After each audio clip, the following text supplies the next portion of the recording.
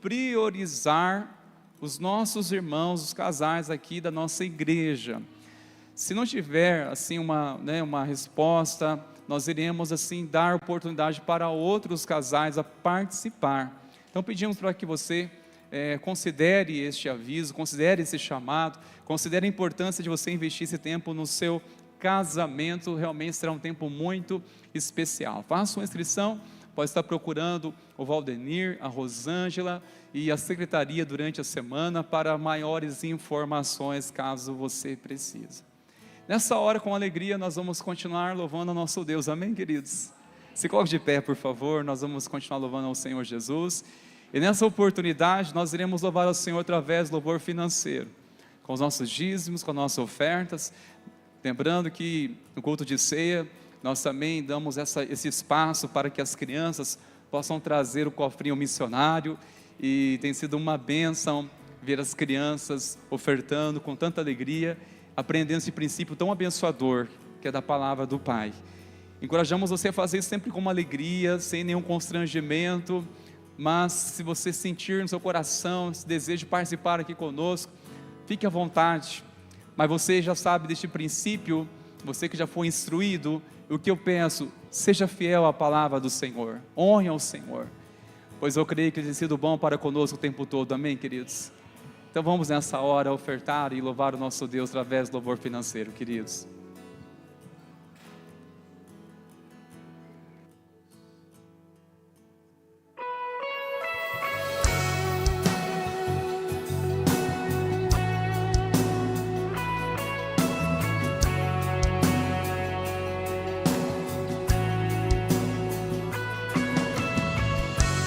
Eu não tenho para onde ir, teu perfume está marcado em mim, à sombra de tuas asas eu estou.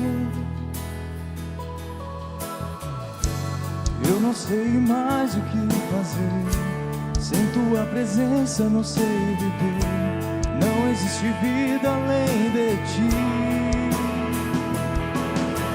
Único, tu és o único, incomparável és na minha vida. Meu coração não cabe outro amor, tudo que tenho e sou é tudo teu. Eu não tenho para onde ir, teu perfume está marcado em mim, à sombra de tuas asas eu estou. Eu não sei mais o que fazer, sem tua presença não sei viver, não existe vida além de ti. Único, tu és o único, incomparável és na minha vida. Meu coração não cabe outro amor, tudo que tenho e sou é tudo teu. Único, tu és o único, incomparável és na minha vida. Meu coração não cabe outro amor, tudo que tenho e sou é tudo teu. Irresistível foi tua força me chamar, palavra de vida eterna só tu tens pra mim. Irresistível foi tua força me chamar, palavra de vida eterna só tu tens pra mim.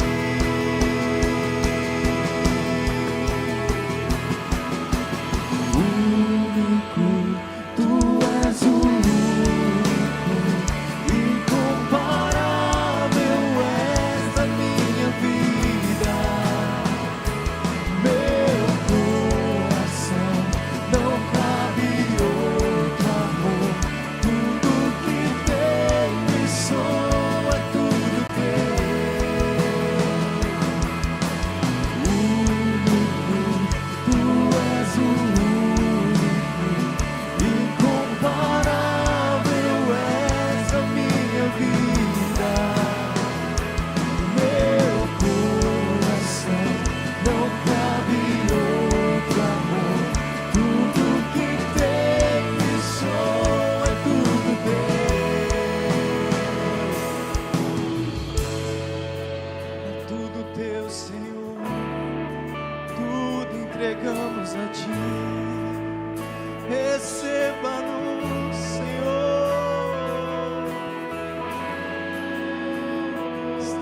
coração aberto para Ti, Senhor.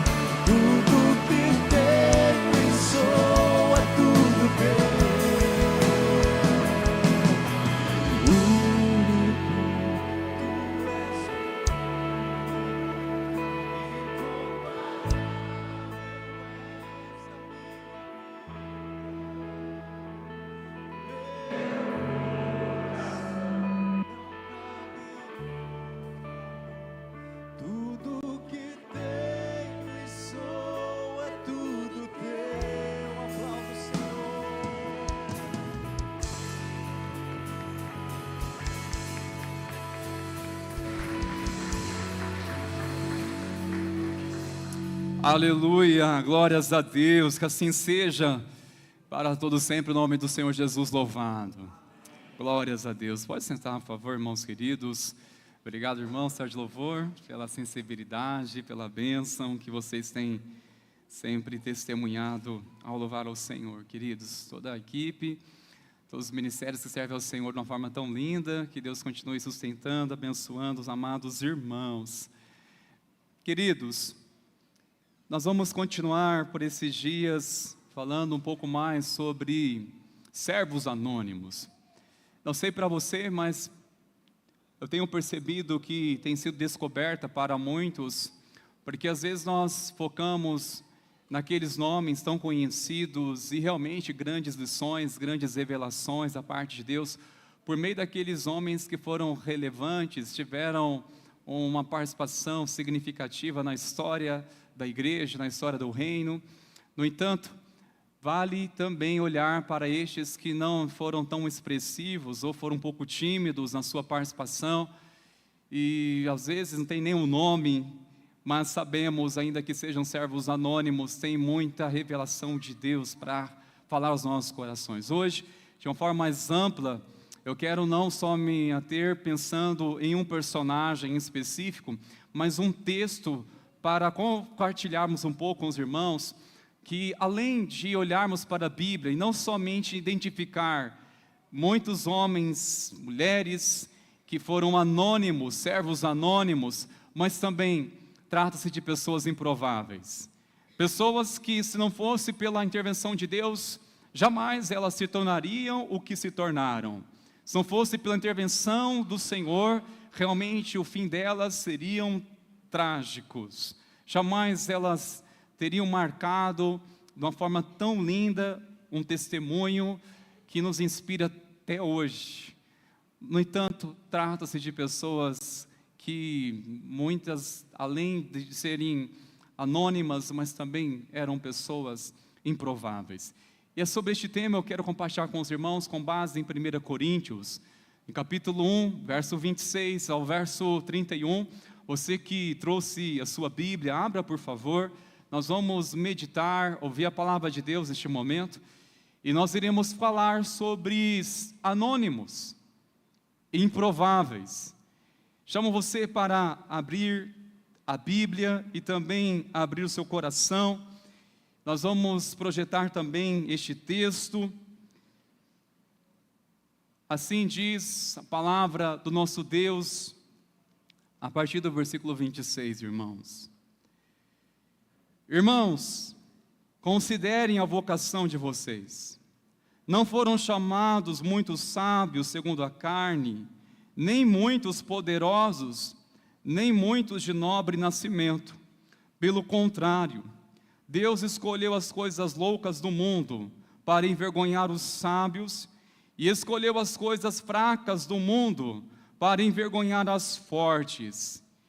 E Deus escolheu as coisas humildes do mundo e as desprezadas e aquelas que não são, para reduzir a nada as que são, a fim de que ninguém se glorie da presença de Deus. Mas vocês são dele, em Cristo Jesus, o qual se tornou para nós, da parte de Deus, sabedoria, justiça, santificação e redenção, para que, como está escrito, aquele que se gloria, glorie-se no Senhor. Amém, meus irmãos? Espírito Santo, continue falando conosco, assim como o Senhor tem ministrado nosso coração na comunhão, no acolhimento, no louvor, na oração. Estamos bem certos que a Tua palavra ela é viva e sustentada pela Tua própria palavra.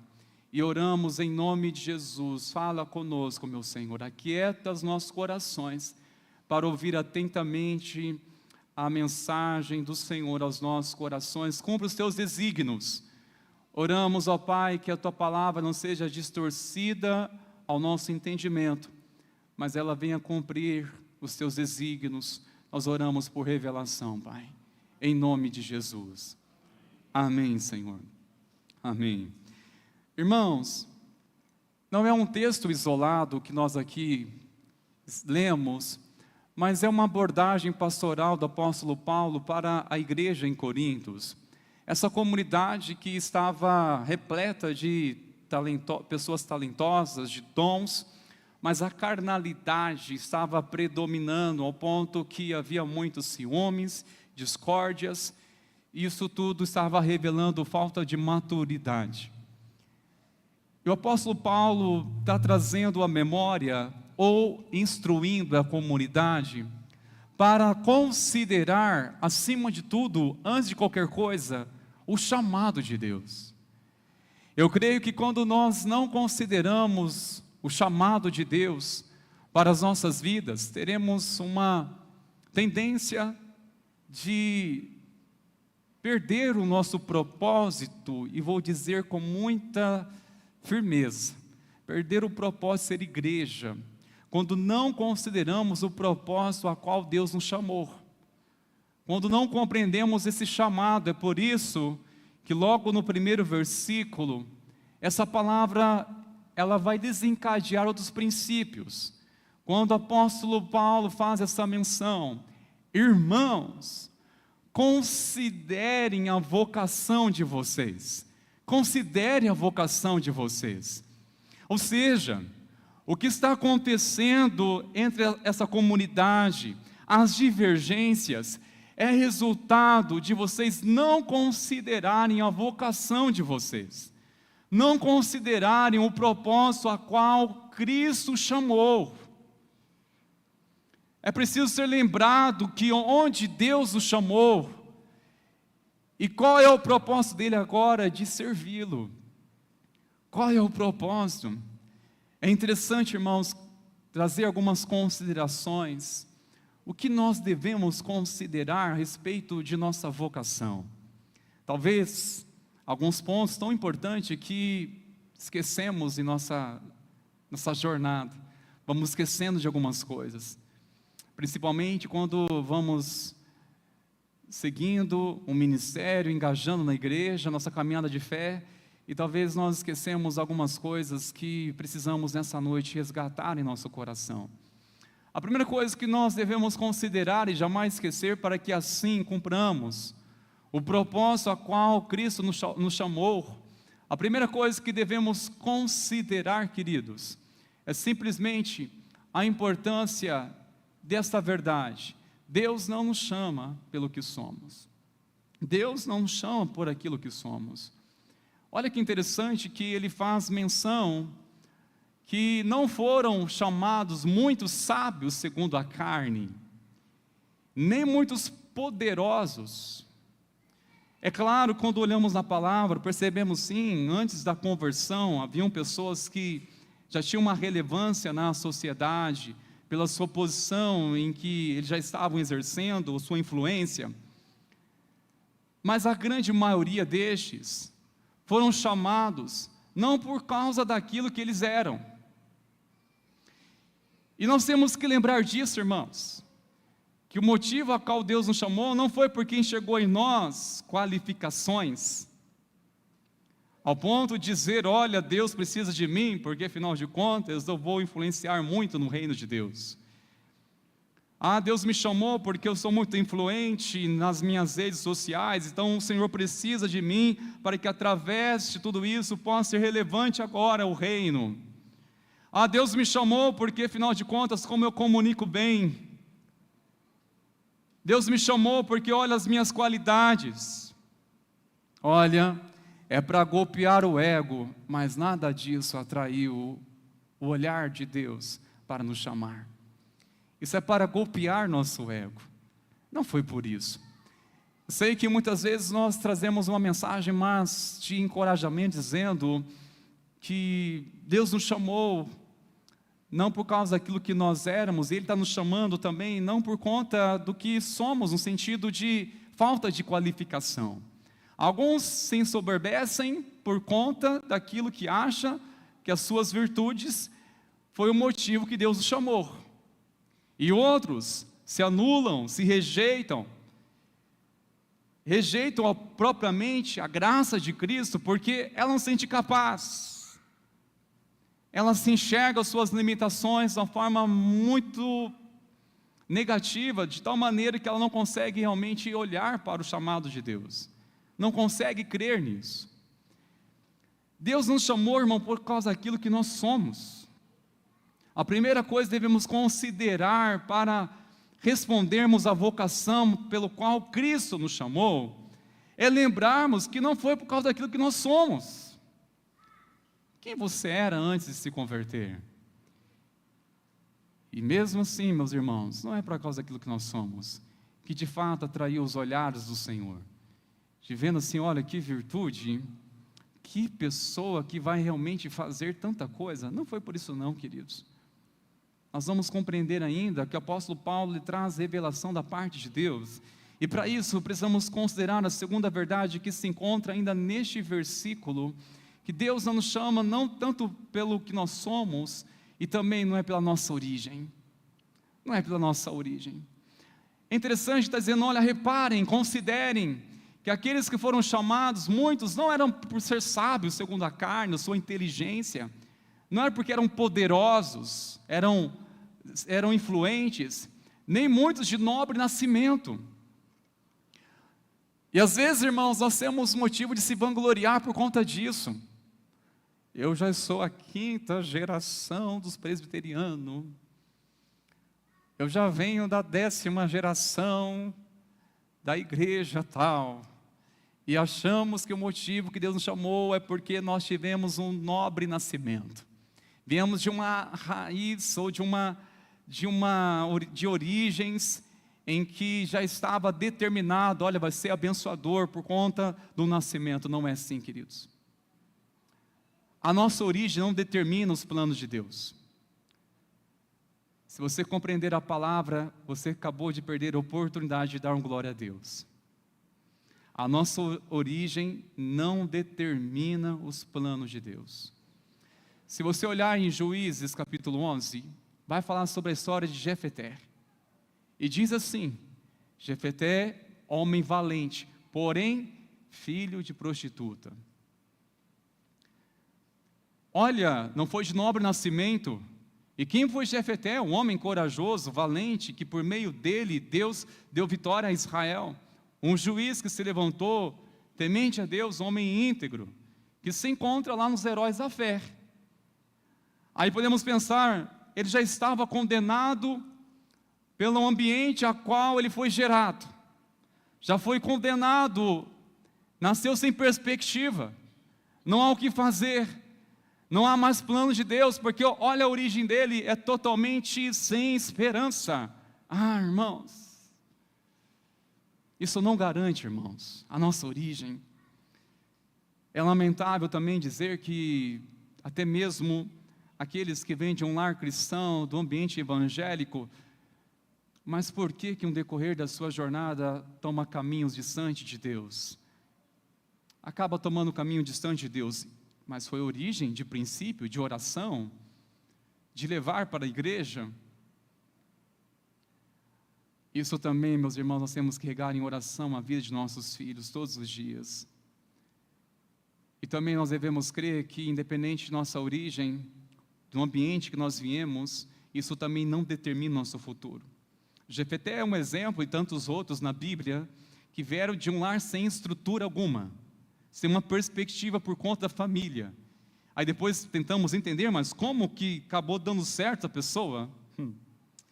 Irmãos, Deus faz escolhas, Deus escolhe, Deus chama, Deus vocaciona pessoas que não tem nada a ver a sua formação acadêmica, não tem nada a ver o quanto que ele sabe, não tem nada a ver onde ele nasceu, o ambiente, o seu contexto. Não importa se ele sabe muito, se ele tem uma formação, ou se veio realmente de um ambiente muito simples, nada disso é o que Deus quer procurar, ou é a condição de Deus agir, ou nos chamar. E às vezes, irmãos, nós nos fechamos dizendo assim, eu sou tão pobre. Você sabia que muitas pessoas também na Bíblia tiveram esse sentimento de inferioridade? O próprio Saul, quando foi chamado por Deus para ser o primeiro rei de Israel, o que ele fez? Ele começou a se sentir totalmente incapaz, porque, primeiro, ele era de uma tribo menor que havia em Israel, Benjamim. E segundo, pertencia a uma família pobre. Mas isso anulou os planos de Deus na vida dele? Não, o que anulou foi ele mesmo diante das suas escolhas. Mas o Deus o chamou, independente da sua origem, independente da sua condição financeira. Quem era Davi antes de se tornar quem Deus o tornou? É tremendo, irmãos, a vocação de Deus, que não está condicionado nas suas origens, não está condicionado, nada disso depende para que Deus possa restaurar. E às vezes nós criamos, irmãos, umas barreiras dentro de nós, criamos uns bloqueios, pensando assim, jamais Deus ele vai me chamar para fazer tal coisa, isso ou aquilo. Olha, Deus pode surpreender de uma forma em que fará muitos, até, desculpa o que eu vou dizer, mas até sentir dor de cotovelo. Quando Deus realmente desperta o coração de pessoas, aquele que não está na fé, ele realmente acaba ficando para trás, queridos. Porque Deus ele continua surpreendendo. E ai de nós ao pensar que, olha, eu tenho toda uma experiência, por isso que Deus me chamou. Não foi por isso, e nem foi pela falta de experiência. Terceiro ponto, nós temos que considerar, queridos, que Deus, por que então Deus nos chama? Já que entendemos que Ele não nos chama por pensar em nossas habilidades, em pensar que não se trata de pessoas instruídas ou não, e muito menos pela nossa origem.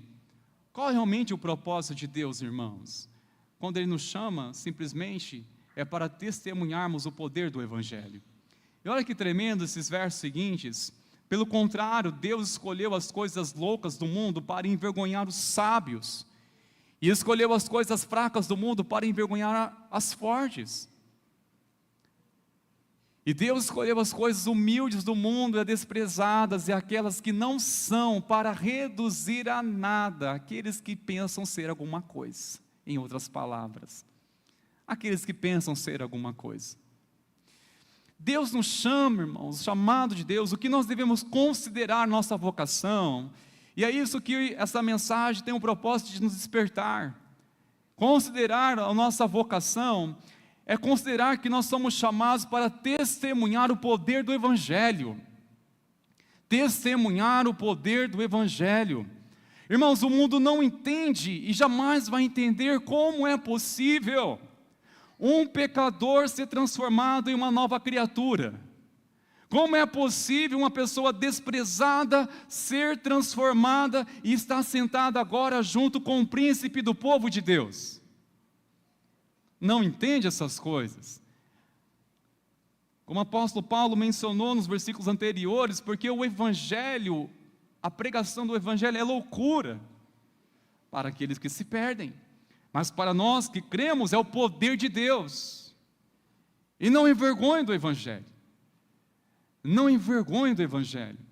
Sabe, meus irmãos, temos que conscientizar e permitir que essas chamas venham a apoderar nosso coração para entender que nós somos chamados para testemunhar o poder do Evangelho. As pessoas, quando olhar para nossas vidas, irmãos, não é desejar o que nós temos em questão de ver uma certa estrutura, uma estabilidade, porque isso, irmãos, é raso demais, é mínimo, é muito superficial quando nós definimos que o Evangelho, testemunhar o Evangelho, é uma pessoa agora que está estabilizada, que estruturada emocionalmente, que está bem financeiramente.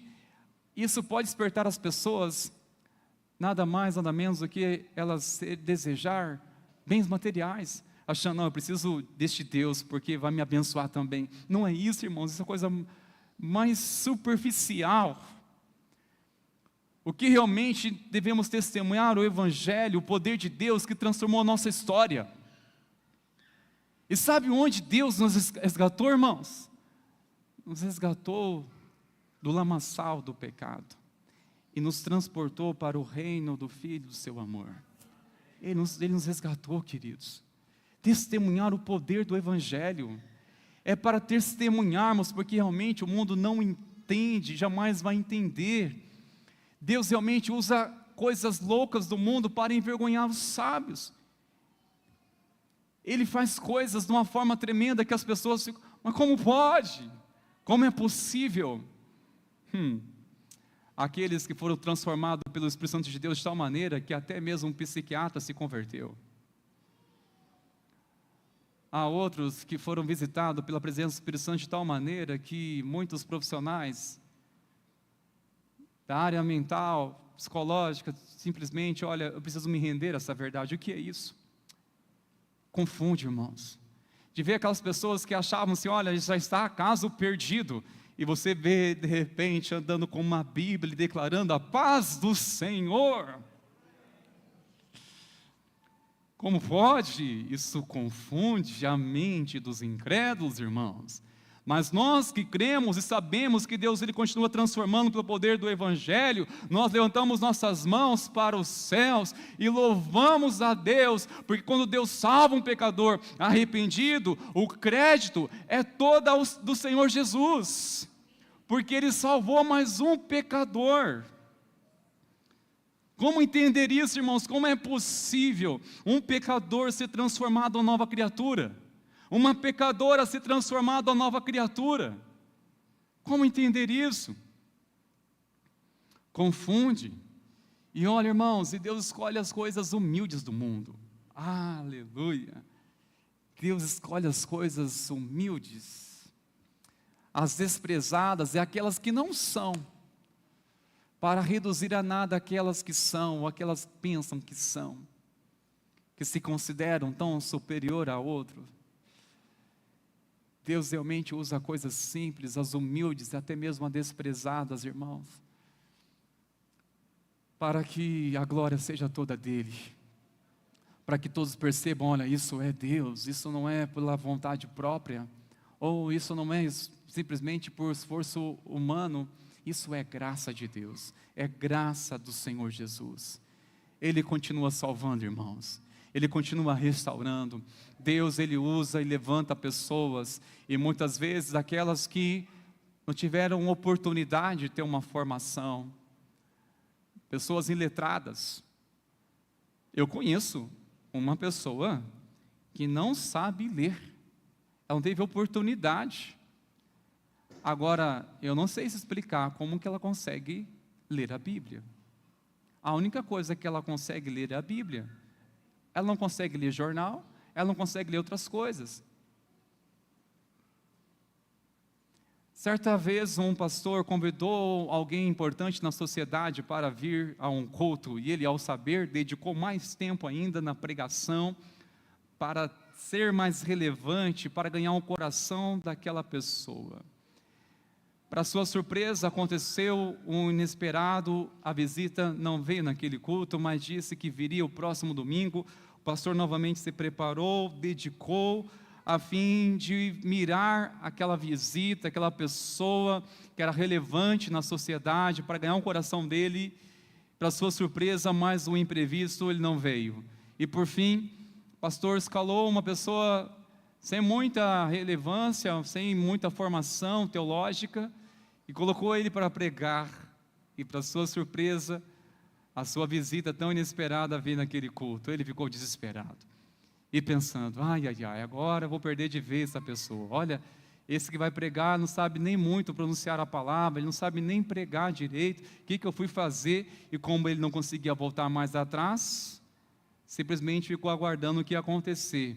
A pessoa, aquele servo de Deus, com tanta humildade, dependência total de Deus, pregou uma palavra tão simples, mas foi tão direta no coração, que quando ele fez um apelo, quem se entregou o coração? Aquele homem, que se tornou um servo de Deus, mas foi através de pessoas que nós nem imaginamos, queridos. Por isso, jamais subestime um servo de Deus, uma pessoa humilde que prega a palavra de Deus, queridos. Alguém que ora. Eu louvo a Deus, tem pessoas aqui que nós amamos tanto, que servem a Deus na sua simplicidade, que oram com pessoas na rua, que oram com os vizinhos.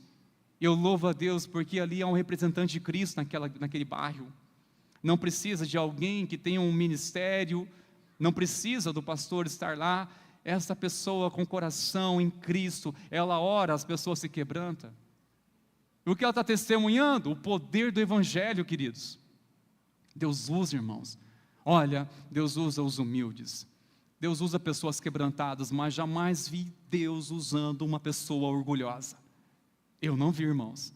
Eu já vi pessoa orgulhosa sendo muito bem em performance. A eloquência incrível, o conhecimento impressionante, mas palavras vazias, não sentiu o poder do Evangelho, a presença, a unção de Deus. Mas, irmãos, quando o coração está entregue em Cristo, Ele faz uma obra tremenda. E olha que tremendo que estes homens que Cristo usou a vida deles, em Atos, no capítulo 4, tem uma passagem no versículo 13, que testifica o que nós estamos compartilhando. Ao verem a ousadia de Pedro e João, sabendo que eram homens iletrados e incultos, ficaram admirados. E por que eles ficaram admirados? A coisa mais importante, queridos, e reconheceram que eles haviam estado com Jesus. Reconheceram. Isso é o mais importante, testemunhar o poder do Evangelho, é isso. De ver Cristo em nossas vidas, e não é, irmãos, pela nossa capacidade, mas a coisa mais importante, olha, você está com Jesus. Só é possível ser assim quem anda com Jesus. Eles percebendo que estes homens, Pedro e João, eram que homens iletrados e incultos, ou seja, não eram pessoas que tinham uma expressão de conhecimento. Eles não tiveram oportunidade de se tornar discípulos, a não ser do mestre. Mas é tremendo, porque estes homens, enquanto estava acontecendo aquele impacto em Jerusalém, pelo derramamento do Espírito Santo, de ver as pessoas sendo tomadas pelo Espírito Santo, as pessoas se convertendo e perguntando: o que faremos, irmãos? E a resposta foi: crer no Senhor Jesus e arrependa-se. Creia no Senhor e arrependa-se. Mais de 3.000 pessoas se converteram na pregação de Pedro. Homem simples, homem que era do campo, homem que não tinha uma pronúncia, que não era eloquente, não era expressivo. Tudo isso, irmãos, realmente é para dizer: olha, quem Deus usa quem Ele quer, para a glória dEle. Ele usa pessoas de corações sensíveis. E olha, eram pessoas iletradas, pessoas que não tinham tanto conhecimento. Eles ficaram admirados porque Pedro começou a fazer uma exposição bíblica. Ele começou a dizer assim: sabe o que está acontecendo aqui, irmãos? É o cumprimento de Joel. O que o profeta Joel havia declarado da parte de Deus, isso está se cumprindo hoje. É o cumprimento das profecias dos profetas, está se cumprindo. Olha que discernimento, quem ensinou isso para Pedro? O próprio Espírito Santo de Deus estava dando a ele revelação. Ele não estava repetindo coisas, ele estava diretamente na fonte, na presença de Deus. É fácil demais, irmãos, ficarmos reproduzindo coisas que a gente ouve, de pregadores, a gente ouve nas redes sociais, mas quando você tem uma coisa que é no seu coração, que vem direto da fonte, da presença de Deus, é diferente. Quando realmente você está com Ele, na presença de Deus, passa realmente a fluir sabedoria, pérolas, palavras de conhecimento. E a coisa mais importante, reconhecer uma coisa: eles estavam com Jesus, é por isso. Isso não vem deles mesmo, eu creio que é isso, irmãos. Quando Deus usa nossas vidas, de tal maneira para perceber: olha, isso não é dele mesmo, não vem da sua formação, isso é resultado de quem está na presença de Jesus. É quem anda com Jesus. Considere a vocação. A nossa vocação, irmãos, é testemunharmos que estamos com Jesus, andando com Jesus. Amém, igreja? O apóstolo Paulo, ele faz menção ainda nesses versos seguintes, um ponto tão importante para compreendermos. Se é improvável, por que se gloriar, irmãos? Se reconhecemos que nada é feito da nossa própria habilidade, se trata de pessoas improváveis, por que se gloriar?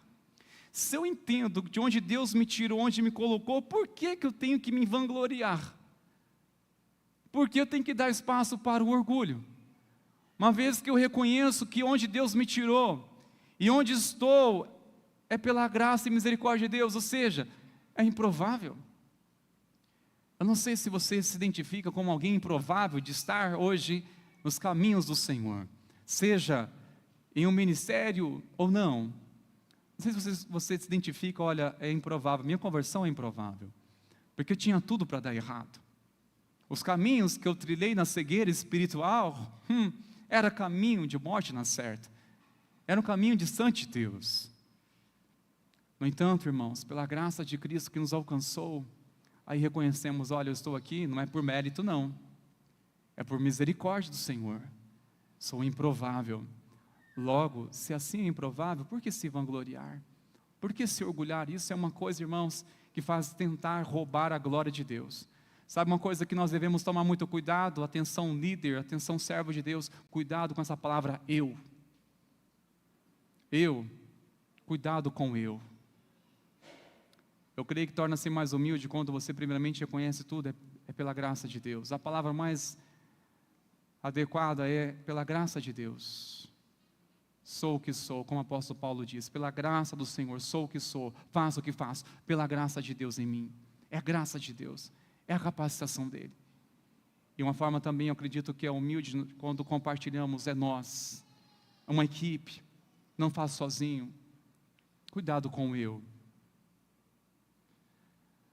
Para a gente concluir, queridos, verso 30 diz: mas vocês são dele. Apóstolo Paulo trazendo a memória: olha, considere e lembre-se de uma coisa: vocês pertencem a Ele, em Cristo Jesus, o qual se tornou para nós, da parte de Deus, sabedoria, justiça, santificação e redenção. Eu quero destacar esses pontos aqui tão importantes, que eu acredito, esses pontos doutrinários, teológicos. A justiça significa justificação, é Cristo, Ele ao assumir a nossa culpa, Ele nos justificou diante de Deus, ou seja, Quem está em Cristo diante de Deus, ele é um justo. Justo não pelas suas próprias obras, mas pela obra de Cristo. Santificação significa que agora você é uma pessoa separada para viver para a glória de Deus tão somente. Separado para viver para Ele. E essa santificação se dará enquanto você e eu vivermos, queridos. E redenção significa que um alto preço foi pago para redimir e pagar os nossos pecados. Aqui nós devemos compreender, queridos, um ponto tão importante, que Deus revela a sua sabedoria por meio da justiça, da santificação e da redenção que temos em Cristo. Agora compreenda diante disso 3 coisas importantes. Primeiro, somos salvos do castigo do pecado. Quando eu e você nascemos de novo espiritualmente, nós somos salvos, sim, do castigo do pecado, da condenação do pecado. A condenação que estava sobre nós, nos tempo todo trazendo um sentimento de culpa, um sentimento de condenação. Quando você entrega a cruz de Cristo, o seu coração a Ele, você é salvo deste castigo, ou seja, dessa condenação. Isso é justiça de Deus. Tornou você justo. Foi justificado por meio de Cristo. Outro ponto importante, que estamos sendo salvos do poder do pecado. Preste atenção, queridos. Nós somos salvos do castigo ou da condenação do pecado. Que o salário do pecado é a morte, mas o dom gratuito de Deus é a vida. Logo, se estamos agora em Cristo, já não temos mais a condenação, o salário do pecado, a qual eu e você éramos dignos de receber. Mas Cristo nos justificou por meio do seu sacrifício. Amém, queridos? Estamos sendo cada dia salvos do poder do pecado. Cada dia nós relutaremos da nossa carne, a nossa natureza. Isso é santificação, é Cristo cada dia nos transformando de dentro para fora. É o Espírito Santo nos santificando, cada vez mais gerando em nós um santo temor, gerando a vida de Cristo dentro de nós,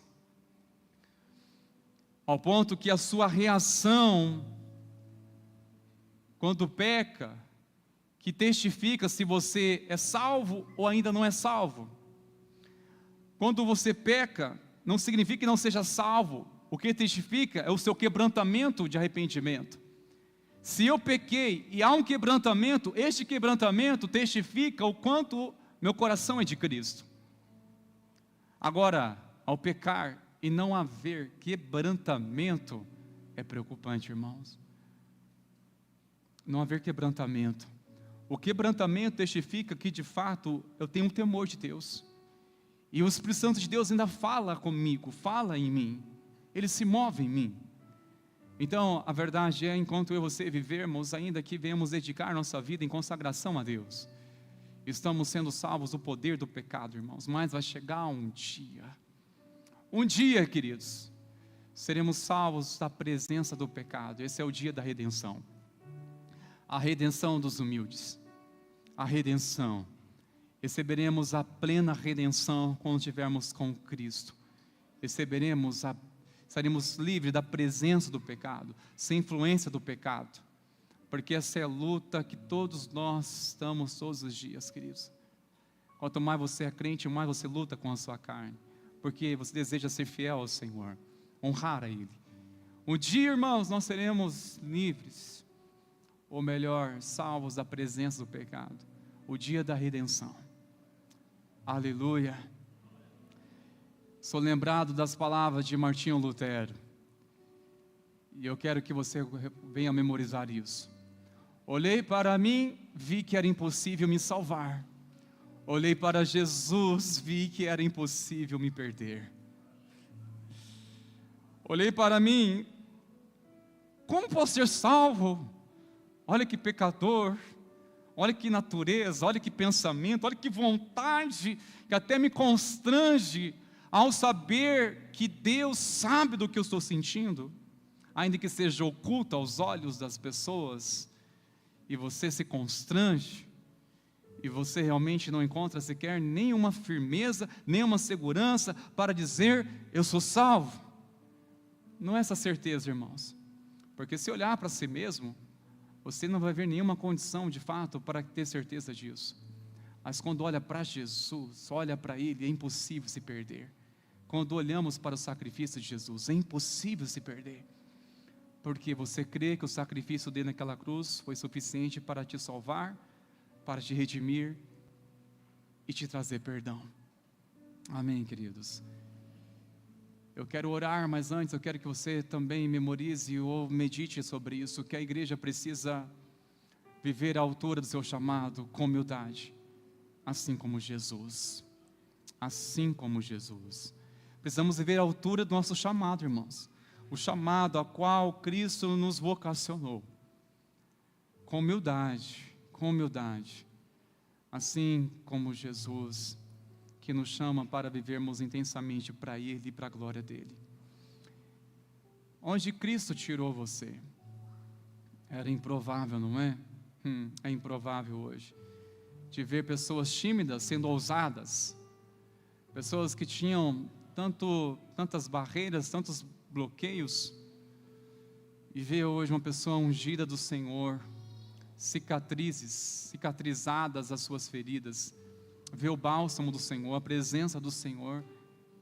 Isso é testemunho, isso é para dizer, Cristo, Ele continua salvando hoje, e deseja que eu e você venhamos viver intensamente para a glória dEle. Amém, meus irmãos? Glórias a Deus. Feche os olhos por um momento, vamos ao Senhor em oração, enquanto os presbíteros, por gentileza, se posicionem aqui na frente, o Ministério de Louvor também, se preparando. Quero chamar você nessa hora para orar. Abre seu coração diante do Senhor. Dizer, Senhor, eis aqui a minha vida, Senhor. Perdoa, Senhor, por este coração orgulhoso. Perdoa-me, Senhor, por pensar que o Senhor me escolheu pelas minhas qualificações, ou por eu ser o melhorzinho da minha família. Não, o Senhor me chamou pela Tua graça e misericórdia. E queremos, ó Pai, com humildade, servir ao Senhor de todo o nosso coração. E também, Pai, queremos render-te graças, porque onde o Senhor nos salvou, nos tirou, Pai, de um lamaçal do pecado, de caminhos tortuosos, o Senhor nos alcançou para sermos testemunha que o Evangelho é o poder de Deus, que transforma o pecador em uma nova criatura, que transforma o curso da história. Simplesmente Jesus, o poder de Deus, o Espírito Santo, Ele age, Ele continua agindo. Louvamos o Teu nome, Senhor. Te exaltamos e adoramos o Teu nome para todos sempre. Aleluia, Jesus. Glórias a Deus. Na noite em que Jesus foi traído, Ele pegou o pão e, após dar graças, Ele partiu e entregou aos seus discípulos, dizendo: este é meu corpo que é dado por vós. Toda vez que dele comer, fazer isto em memória de mim. Semelhantemente, após ter ceado, Jesus pegou o cálice e, após dar graças, Ele entregou aos seus discípulos, dizendo: este cálice é a nova aliança no meu sangue. Toda vez que dele beber, fazer isto em memória de mim. Porque toda vez que vocês comerem o pão e beberes o cálice, estarás anunciando a morte do Senhor até que Ele venha. Até que Ele venha. Porque nós devemos participar da ceia, e qual é a consciência? De lembrar o que Cristo fez por nós. Lembrar do seu sacrifício. Lembrar para que eu e você hoje recebêssemos perdão, for necessário um alto preço. Isso para que nós não venhamos ser negligentes com a graça de Cristo. Temos uma aliança com Ele. Uma aliança através do sangue de Jesus. E o cálice é o símbolo para lembrarmos que temos uma aliança com Jesus.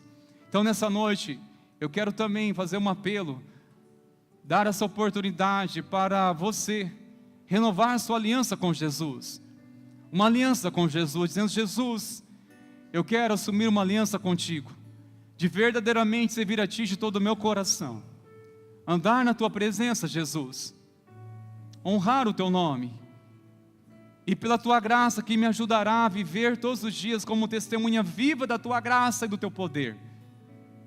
Sim, eu quero uma aliança com Jesus, um compromisso com Jesus, andar com Jesus.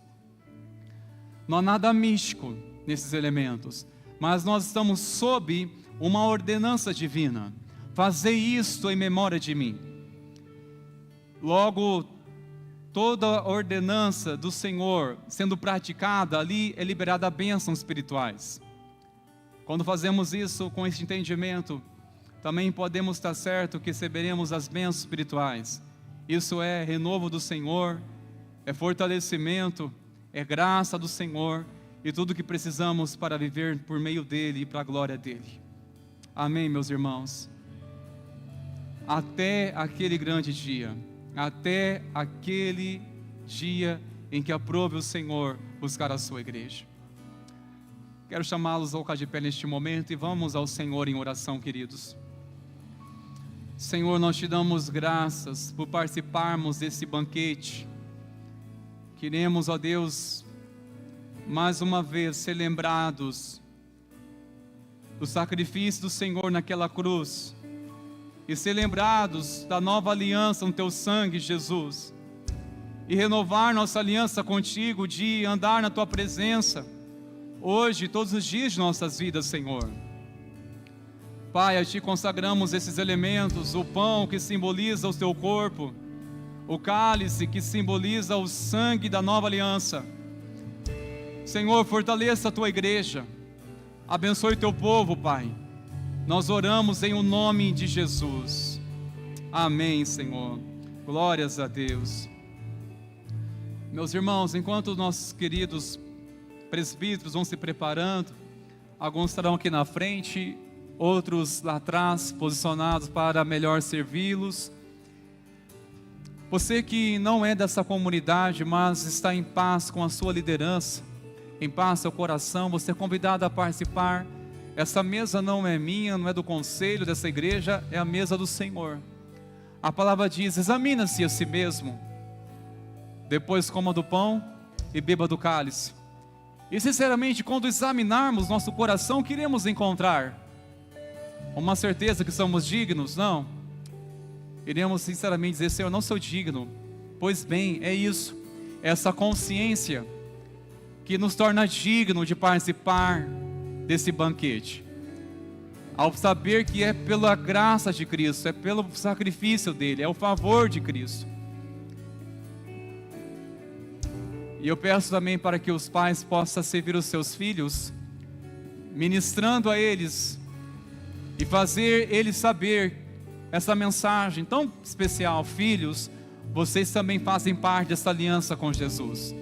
Vocês também fazem parte dessa aliança com Jesus. Amém, queridos? Vamos compartilhar, meus irmãos. Você pode sair dos seus lugares, por favor, seja aqui na frente ou lá no fundo. Enquanto isso, vamos louvar e adorar ao nosso Deus.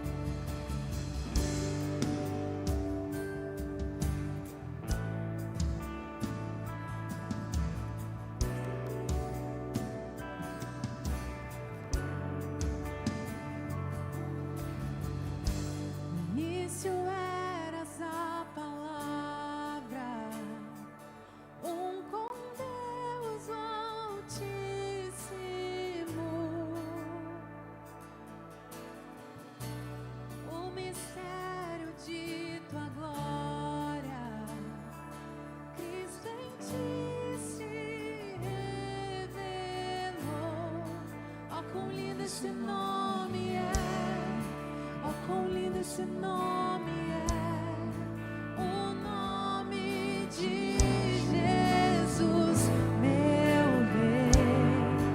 Oh, quão lindo esse nome é, maior que tudo Ele é, quão lindo esse nome é, o nome de Jesus.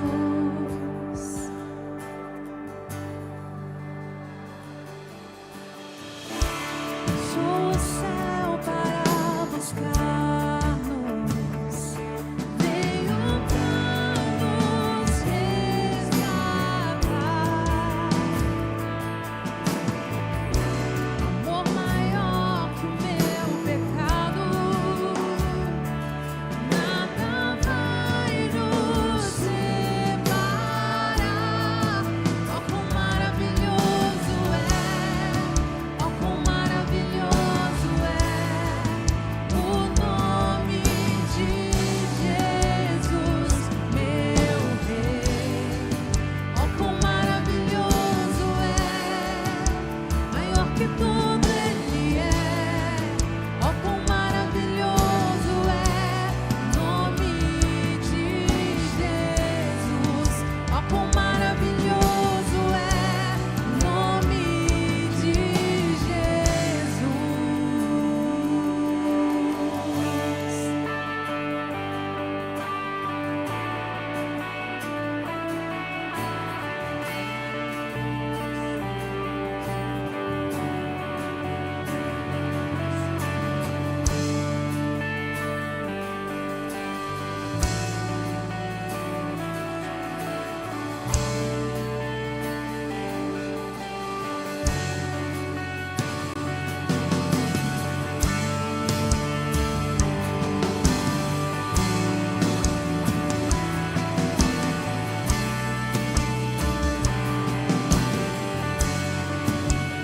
Morte venceste, véu tu rompeste, a tumba vazia agora está. O céu te adora, proclama tua glória, pois ressuscitaste, vivo estás. És invencível, inigualável, hoje pra sempre reinarás. Teu é o reino, tu é a glória, acima de tudo nome está. Poderoso esse nome é, poderoso esse nome é, o nome de Jesus, meu Rei. Poderoso esse nome é, mais forte que tudo é. Poderoso esse nome é, o nome de Jesus. És invencível, inigualável, hoje pra sempre reinarás. Teu é o reino, tu é a glória, acima de tudo nome está.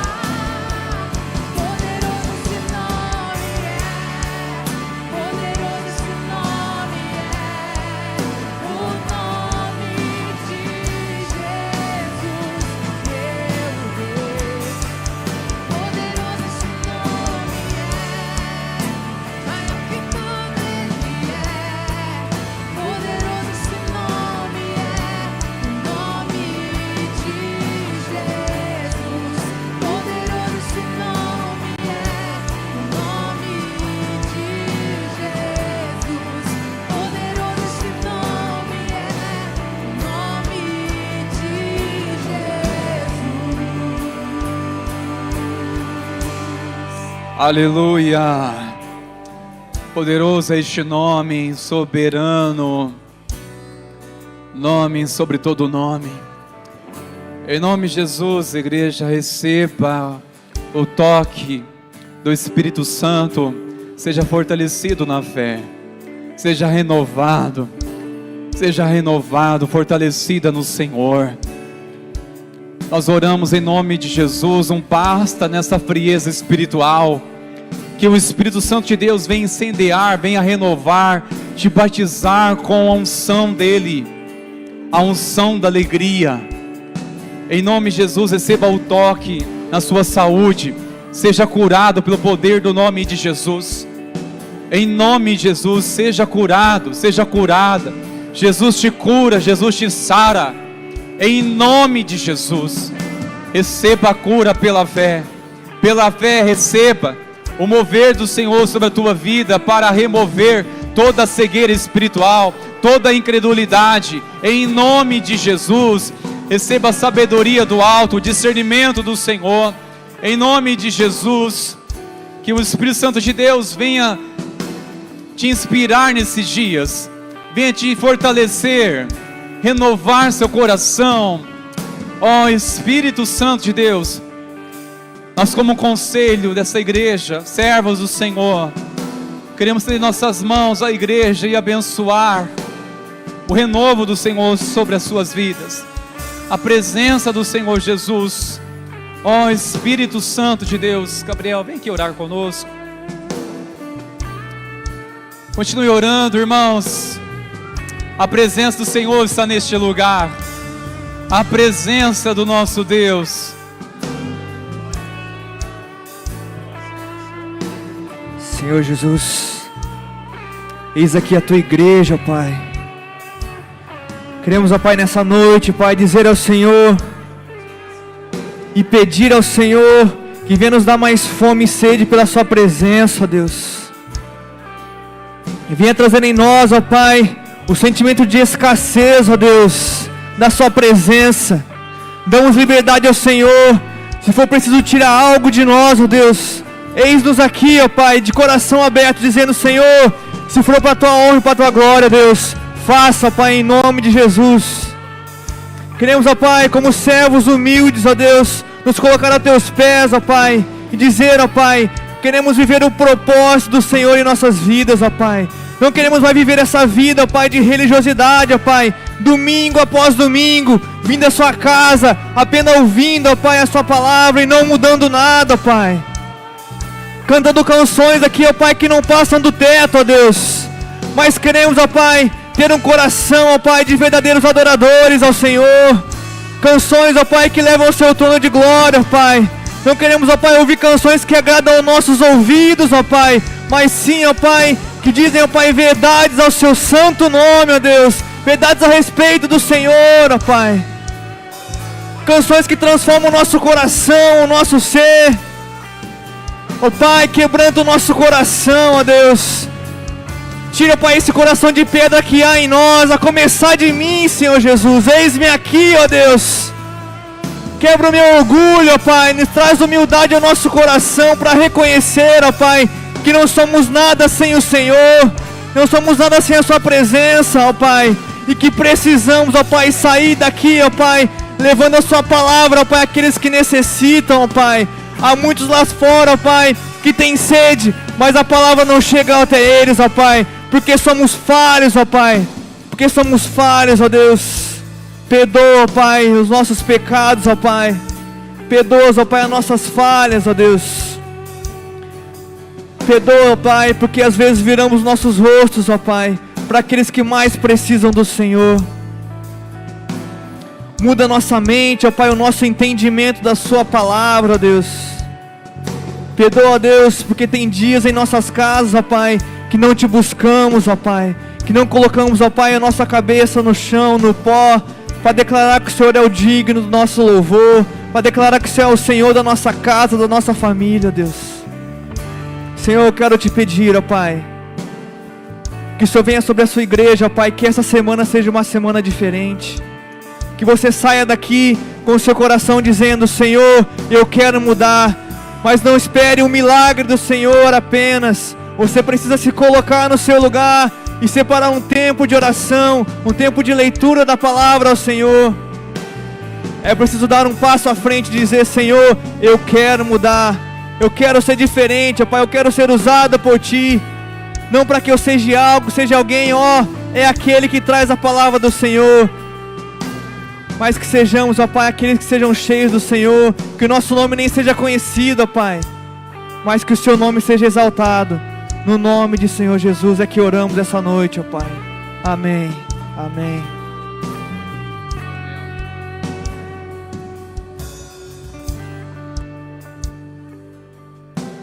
Aleluia. Glórias a Deus. Tu és invencível, Senhor. E te louvamos por mais uma vez. O Senhor nos venceu nessa noite. Quebrou toda a resistência. Todo e qualquer dados do flamados do maligno, Senhor, caíram por terra em nome de Jesus. Te louvamos pela Tua presença, Senhor. Nós não queremos despedir da Tua presença. Ainda queríamos encerrar a reunião do culto, mas o culto vai continuar em nossa casa, onde colocar a planta dos pés. Ali o Teu nome seja glorificado e adorado, pois o Senhor é digno, Senhor. Receba a bênção do Senhor, queridos. Que a graça, maravilhosa graça de nosso Senhor e Salvador Jesus Cristo, e o amor do nosso Deus, o nosso Pai, e as consolações do eterno Espírito Santo continue abundantemente sobre a tua vida, sobre a igreja do Senhor. Que assim seja hoje e assim seja para sempre. Amém e amém. Deus abençoe, queridos. Vamos com Jesus.